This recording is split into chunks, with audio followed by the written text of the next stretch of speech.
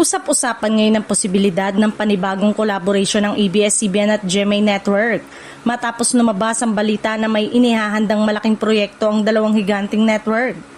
Ayon sa source mula sa ABS-CBN at GMA, mukhang bigati ng naturang collab na tiyak na aabangan ng publiko. Agad namang naging usap-usapan ito sa social media, lalo na sa mga fans ng Kapamilya at Kapuso Stars. Marami ang na-excite at nagsimulang magbigay ng kani-kanilang hula kung anong klaseng teleserye o programa ang ilalabas ng dalawang network.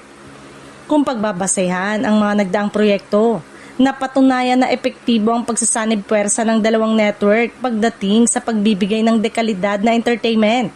Kaya naman, inaasahan ng marami na mas magiging enggrande at mas mataas ang production value ng susunod na proyekto. Hindi rin nawawala ang espekulasyon kung sino-sinong mga artista ang posibleng mapasama sa iisang proyekto.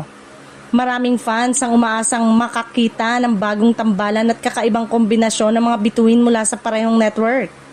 Sa kabila ng matinding excitement, wala pa rin inilalabas na opisyal na detalye ang GMA Network at ABS-CBN tungkol sa naturang proyekto.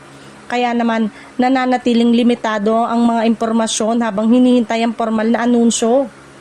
Gayunpaman, kung matutuloy ang collaboration na ito, siguradong magiging isang malaking milestone na naman ito sa industriya ng telebisyon sa bansa at muling magbibigay ng kakaibang saya sa mga manonood.